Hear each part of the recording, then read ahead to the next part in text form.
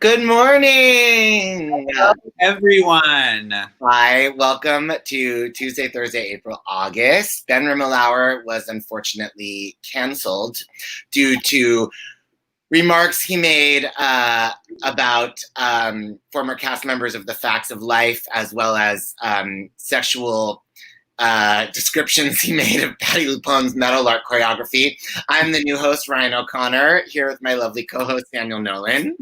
Hey, y'all. Ryan, it's so good to be here with you. I've been waiting for you to join me for so long. I'm so psyched. It was inevitable. Live from New York, it's Thursday morning, y'all. Tuesday, Thursday, April, August. Time heals everything. It's a song. Time heals everything. What a great little opening you guys have made. Yeah, do you like it? Speaking of, I noticed, Ryan, your Instagram yesterday, you did that FaceTime mashup thing, and you had a lot of videos of your face on Patty's body in video clips, and I thought it was so funny. Yes, thank you for that compliment for that thing that I did. Thank you. This is going to be exhausting if we do the whole show like this. Do you remember... Good morning. Oh, I don't remember if it was Jeffrey and Cole Casserole on Logo or if it was VGL Boys on YouTube. Mm-hmm. But there was one episode, because, Cole, that's where Cole would first do Bernadette Peters. Yes. But there was one episode where Cole was Bernadette, but I might be getting this out of order, but Cole was Bernadette and Jeffrey was trying to talk to him. That was the gimmick or whatever. And he was like, "Who's Cole? I'm Bernadette," and kept doing that for the whole episode or whatever, the whole bit. And I feel that is my Ryan O'Connor-esque. I love it. For those who don't know, Ryan O'Connor is our friend, but also co-host of the dearly departed, dearly beloved podcast Lady Watch. If you think that our podcast is good, that was the real McCoy. We are just a facsimile of their goodness. That's right. I mean, that's like, if their podcast is Bernadette, we are whoever replaced Bernadette. What's her name? I'm so mad at her. Marianne. No, what's her name? God damn it! I'm always so angry. Marianne Williamson. Yeah, Marianne Williamson. Fuck, what's her name? I was trying to think of I'm Betsy Joslin. That's not who I meant. Sure. Wait, look. Hi, Daniel and Ryan. Hi, Sean. Oh my God, Claire, thank you so much. Thank you, Claire. You are so beautiful in your Facebook icon. Yes. I was thinking of going without the glasses today, but one, I have this really annoying tan line right here. And two, my face is just a little puffy. I feel How do you think I feel? I haven't worn my contacts since 2004. And you put it in that same pair. No, I haven't. Yeah, so I don't know. The glasses are a nice little shield. Anyway, how are you? What have you been? I'm good. I have so much to say. First of all, I finally watched the rest of Brideshead Revisited. Yes, okay. And, I can't believe there was a whole second act for me in Brideshead. Did you get to see Patti in the 2001 revival of Noises Off? Yes, and it was one of her worst performances. Thank you. Anyway, Brideshead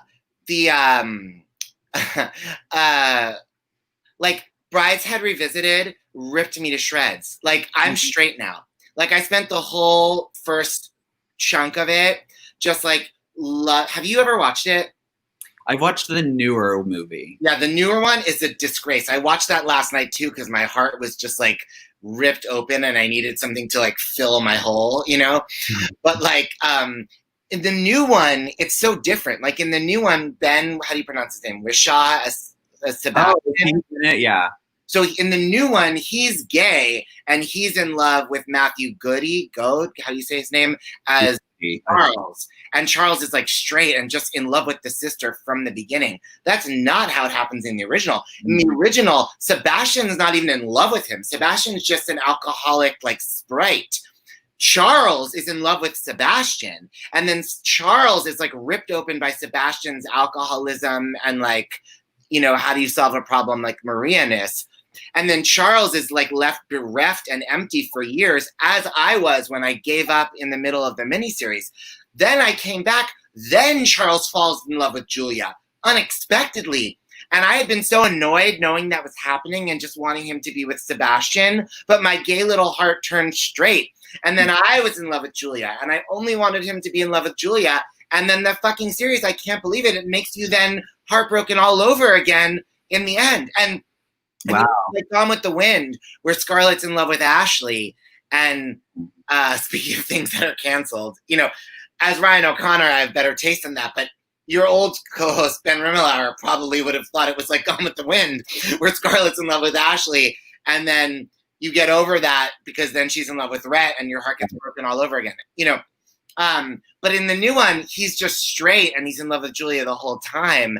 And it's so not as good because the point it's that being in love with something that was never there or that was like only, you know, this ephemeral vision. I mean, it's like the original is so much more. Sorry? It's Love's Illusion, I recall. I really don't know love at all. I really don't know love at all. Oh, yeah.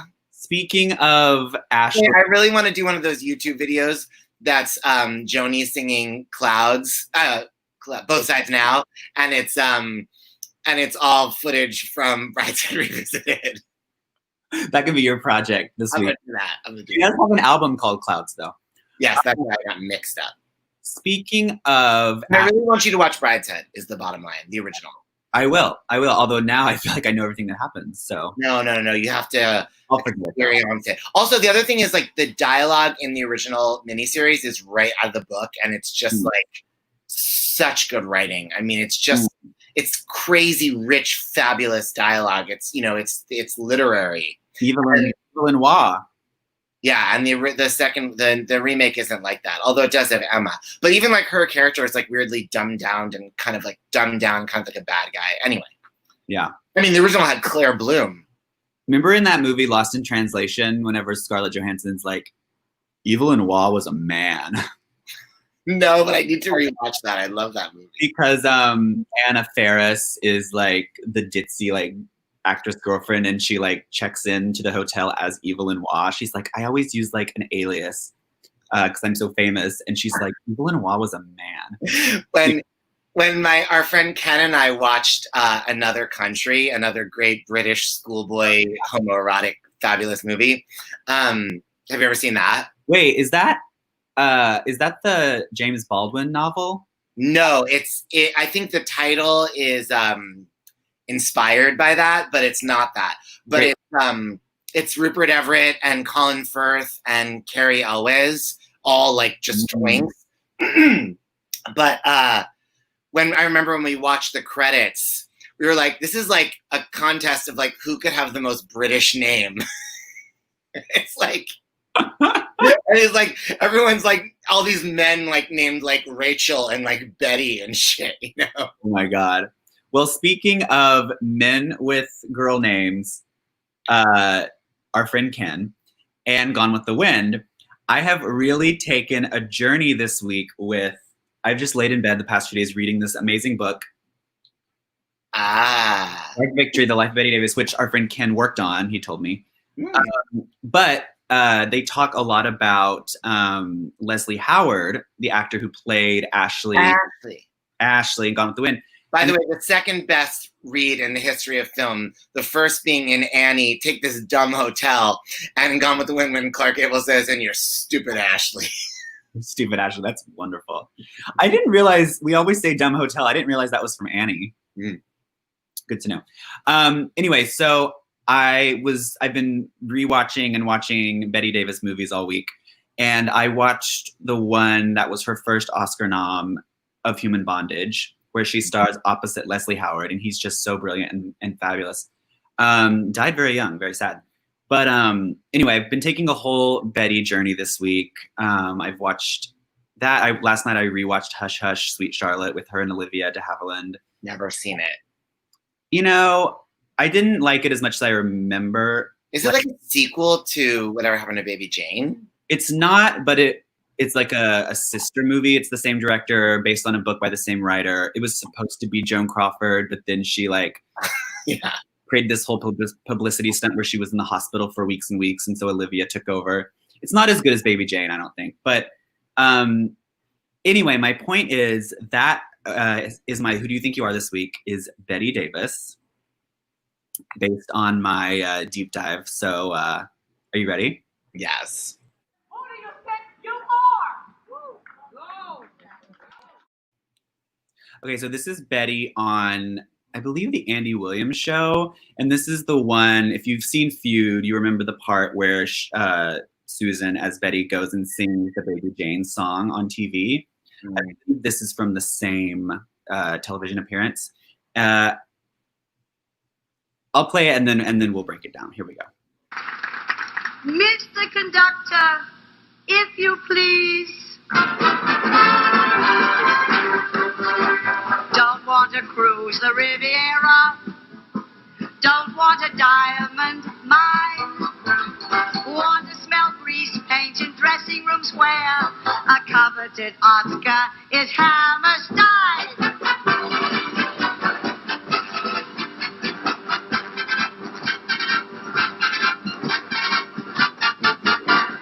Just turn me loose on Broadway under a neon moon. Give me some jokes and a corny routine. Give me a popular tune to warble. Give me a voice to dance with. Hoppers who twist and twirl. Just turn me loose on old Broadway as a musical comedy girl.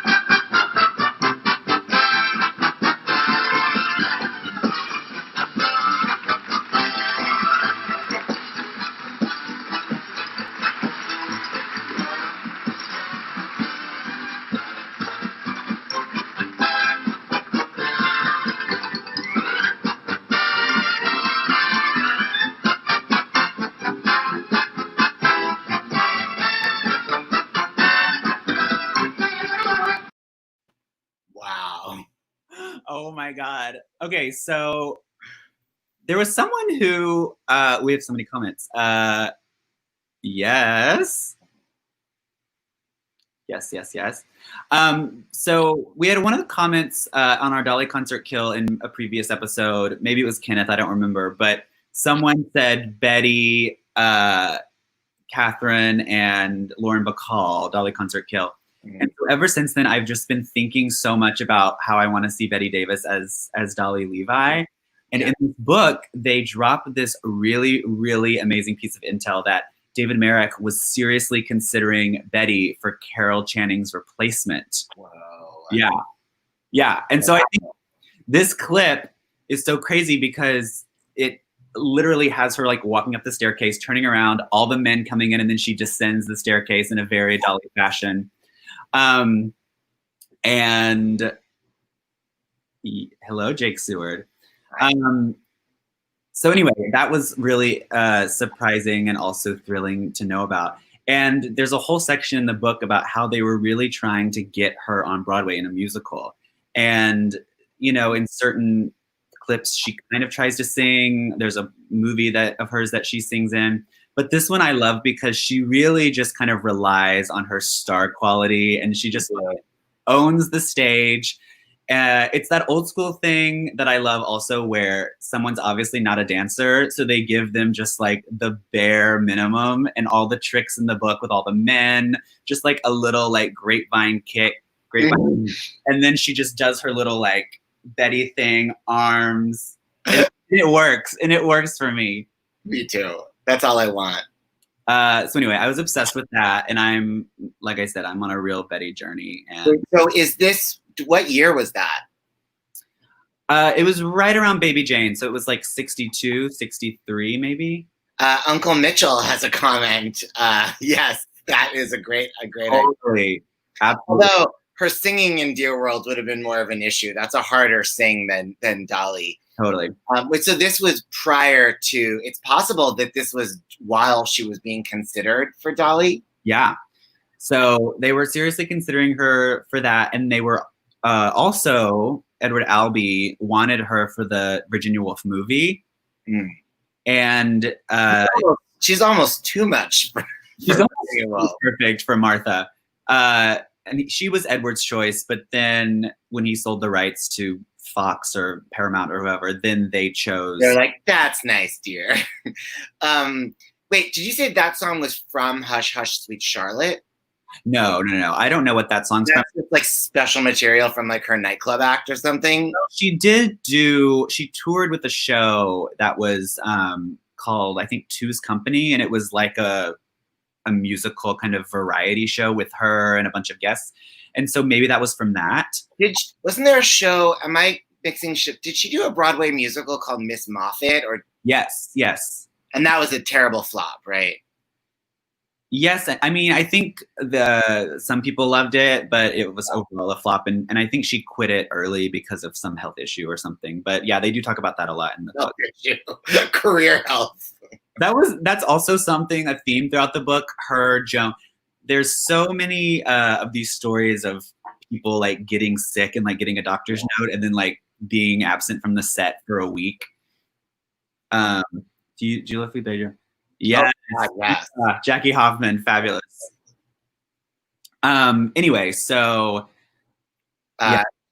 things, Whatever Happened to Baby Jane. That's from Whatever Happened to Baby Jane, isn't it? Oh no, I've Written a Letter to Daddy is from Whatever Happened to Baby Jane. Yes, but he's right. On that broadcast, she also sings this really fabulous song, Whatever Happened to Baby Jane, which is not in the movie at all. But no. That's in you for sure. Yes. Okay, so we're going to transition to our I'll Be Patty, because I liked what you said about what they would do, this old school thing for somebody that wasn't a dancer. They would just throw all the tricks in the book and all that. It's a kind of show business that my love, my heart, my dear, beautiful Patti LuPone is not schooled in. Mm-hmm. I mean, it's part of what I love about Patti. We talked about this, how, like, where even though, she's only a year younger than Bernadette Peters, mm-hmm. Or Betty Buckley is a year older than Bernadette Peters, but Patti and Betty are not of that show business. Patti and Betty are of the sexual revolution. Mm-hmm. They are girls that came up in the hippie era. They were listening to Janis Joplin and wanting to go to Woodstock and going to rock and roll clubs in the Village. And then they had careers on Broadway, Yeah. Whereas Bernadette, because of her career as a child actor, was in a professional show business of another era that, she was really the kid in. And that's why she's friends with somebody like Joel Grey, because she comes from that world. I mean, they did George M together. Bernadette was in the business from a much younger age, and even when, for example, Patti's career began in the business, she was in the acting company. First, she was at Juilliard, but then she was in the acting company for 4 years doing repertory theater on the road. So it's not like she was in summer stock doing, Hello, Dolly. She was, doing these little repertory runs of, the Three Sisters or, As You Like It or whatever. School for Scandal. So, she isn't a part of that. And while she has said, she has this God-given musical theater voice, she wanted to be Janis Joplin, but she sounded like Ethel Merman. And, Patti had a God-given talent for musical theater that when she was a little girl starring in her high school production of South Pacific as Nellie Forbush, boom, she could do it. She had the goods in a way that few people ever are given. But she never went to AMDA. At Juilliard, she was taught to act and to do classical theater. She was taught to sword fight. She was not taught to do a box step. Right.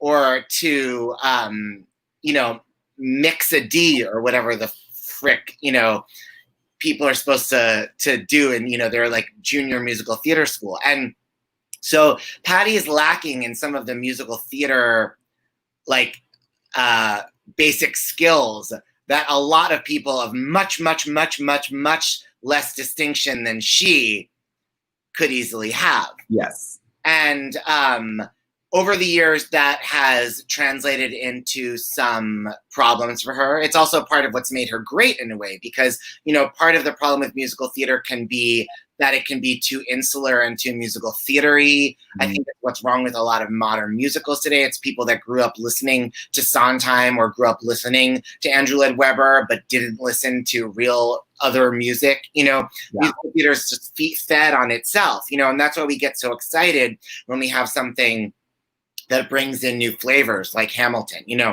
So it's exciting that Patty hasn't had that musical theater thing about her, but it's also been limiting in some ways of certain basic skills. And it brings me to my all beef patty. Yes. I hardly know the woman. And my all beef patty is with some of Patty's performances of some of Sondheim's songs. And it's, I was thinking about it. I do think about it from time to time because it often happens and it often bugs me. Patty got in trouble over the years and got made fun of for her bad diction, for all these different things she did. And I think a lot of times her attitude was kind of like, what? Fuck you. It's the sound designer, whatever, But when Sondheim famously, she talks about it in her book, when they were doing Passion with was it the New York Philharmonic? No, it was not the New York Philharmonic, but they were doing Passion live from Lincoln Center. With Patty and Audra and Michael Cerveris, and they were filming it live from Lincoln Center for TV. And after the orchestra run, Sondheim said to her that it was a monotonous mush coming out of her mouth. And there's like a famous photo that she has framed, I think, on her piano, which you gotta love Patty, right, of him giving her that note and her looking like, excuse me, and she talks about being so, heartbroken, but, taking the note. And, in her mind, it's like, no one ever told me you couldn't understand what I was saying. And I was like, well, you might have listened to Forbidden Broadway, but whatever. But, or like every review you ever got, but fine. Nobody told her. But so, but Patty's response in a little, I feel kind of with this thing from Sondheim was oh, you want diction? I'll give you diction like you've never seen. So it's like she over dictions, and still sometimes you can't understand her. But she does this, it's like, and it's almost like she's being like an immature brat and being like, no, you said you had to hear every word, and I was thinking about it specifically because our friend of the pod, Brian Nash, brilliant musical director Brian Nash, texted me because he was catching up on some of our old podcast episodes, and he was listening to us talk about the Take Me to the World, the Broadway.com Sondheim 90th streaming event. Yeah. Where I was complaining about Patty singing Anyone Can Whistle, which I was really, I'm sorry, can you hear that fucking truck backing up? I'm trying to record a live stream. And Jesus. Get BroadwayWorld, can you guys do something? What's that thing in the Trump Fox News interview? And he'll be like, can we get the stats on the coronavirus deaths? It's like, don't you feel like, because he's such a liar, like it just seems like he's not actually talking to a person, he's just pretending. Anyway, there's no one here from BroadwayWorld or from anything. But so the Sondheim Take Me to the World, I was complaining about how, well, first of all, I think she says the wrong words. It's in Anyone Can Whistle. It's supposed to be, maybe you could show me how to let go, lower my guard. And Patty goes, maybe you can show me. And like, I don't even think that's proper English. And like, I understand where maybe in some world, like some version of it, you'd be like, oh no, it's a stronger acting choice. It's higher stakes. Maybe you can show me is more immediate than this like subjunctive, maybe you could show me, But like, but it's not correct. And And so I was like, well, maybe there were some versions, you know, Sondheim's always like fixing and he went for the higher stakes. But so then anyway, and I said that I also think she's singing some of it wrong. And so Brian Nash now after the fact was listening to the pod and so he texted me to say that what Patty's singing is correct in the sheet music and that it just sounds wrong to me because he goes, when Patty sings Sondheim ever since the Passion incident, she sings the exact note values. So first of all, I still thought Brian was wrong, and I listened to the original cast album and to the Bernadette controversion and to the blah, blah, blah. Patty's just freaking wrong. Maybe there's some vocal selection somewhere that says maybe you can show me, but that's not correct. It's supposed to be maybe you could show me, and it's better when it's maybe you could show me. But Patty's reading some fucking sheet music she's got. And not only that, the you know, just this idea that she sings the exact note values, but Patty should know from like her work on like Shakespeare and Chekhov, you know, you pronounce the words the way they're supposed to be pronounced conversationally. You know, when you say like, it's, you know, it's not how to let go, lower my, you know, you're not a freaking robot. You know, you want it to sound like it's coming from a human being. You have to weigh the two things in your hand. One is the proper rhythm of the iambic pentameter. And you also need to, while honoring that, still make it sound like human communication. And it's like she doesn't do that. It's like just to be like, you told me I had to sing the right note value, so I'm just gonna do it. And it's like robotic, you know. So I was like, Patty's slavish Sondheim is my I'll be Patty. But I will say that in preparing for this today, I went back and rewatched the Anyone Can Whistle, and it is beautiful, and it's not as bad as I remember it, but still, it's not as good as Bernadette's Anyone Can Whistle. You know, Bernadette manages to like honor the Sondheim as written and still communicate language. Yeah. And then I was like, well, let me go back and listen to other Patty Sondheim performances that pissed me off in the past. And so I went to YouTube just because it was easier to find her official Patty LaBonus watching live. Well, maybe she'll learn something. So, you know, somebody should have told her, you know what I mean? This is why I never want to direct her, because I'd be terrified, but somebody needs to tell her. Because trust me, I think like one of the Patty performances that made me the most mad was when she sang Losing My Mind in a couple of performances of different coulda, woulda, shouldas on the road. Because Patty should be the definitive Losing My Mind, you know? Patty should be able to give you everything you want. The full, beautiful, mixed voice that, what's her face, British? Imelda? Yeah, Imelda in her wildest dreams is never going to be able to give you the Barbara Cook beauty of the song. Right. She's never going to be able to give you the seamless Dorothy Collins beauty of the song, right? But Dorothy Collins and Bernadette and Barbara Cook are never going to be able to give you that Julia McKenzie like high belt mix pop, you know. And Bernadette, you thought maybe could do it. She has been able to do that in her career, but she doesn't. She backs off. She gets to the end. And she's like, all afternoon doing every little chore, the thought of you stays bright. Sometimes not going, you eyes in the lights and thinking, you said you, and you know, but instead of, you said you loved me, or were you just being kind? You know, Bernadette backs off back into head voice. I don't know if it's an acting choice, how she justifies it, but you know what?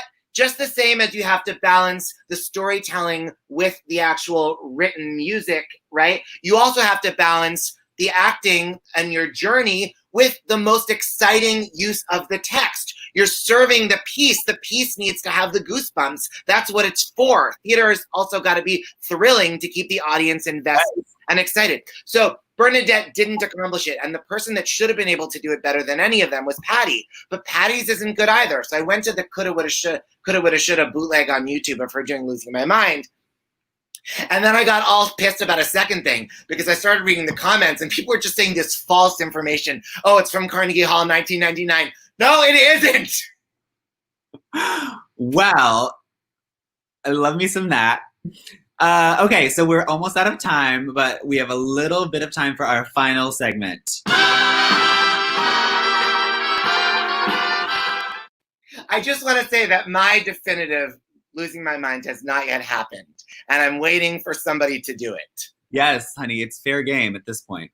So before the Sean Mackeys of the world start saying we've had enough revivals of Follies, I have a Losing My Mind in mind, and I haven't heard it yet. Okay, this is for you.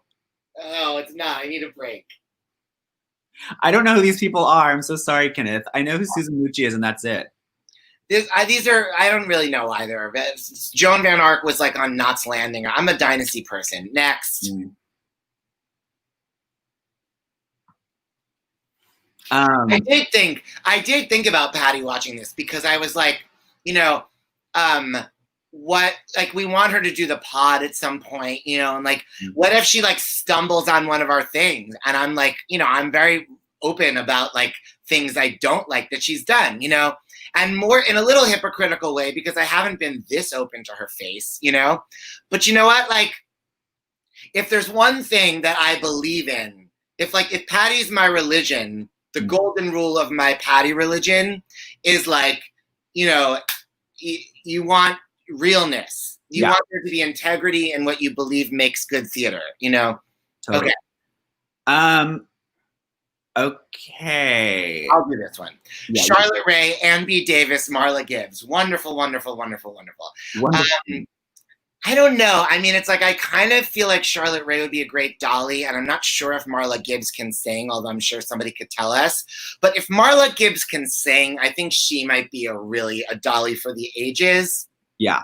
And Charlotte Rae, I could see in concert doing that queer songs that Adam Feldman's obsessed with. And Ann B. Davis, I'm sorry, I know you all love her, but I'd rather see the drunk from The Office doing Ann B. Davis.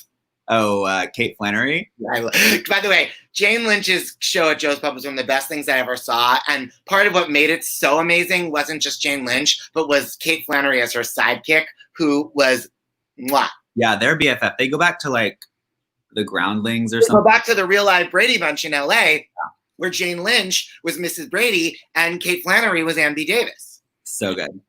Emma Samms, Heather Locklear. I'm sorry, Daniel, but I don't know these people either. And this is Dynasty. They're making me put my money where my mouth is. Okay. Well. This is the ultimate showdown between Pamela C. Martin and Emma Samms. I mean, I guess I would want Emma Samms to be Dolly because I feel like she could do more comedy. No. But Emma Samms better do a one-woman show because Pamela Sue Martin is a crazy Christian, and I won't say the other things that got Ben Rimalower canceled, but as Ryan O'Connor, I'll just say I'd rather see Pamela Sue Martin doing a script that we can control, which is Michael Stewart's book of Hello, Dolly. Emma Samms tell me all her stories, talk about being married to Casper Van Dien, mwah. And Heather Locklear, she's probably going to kill herself, so there we go. Okay, here we go. J. Armstrong Johnson, Susan Johnson, and Boris Johnson.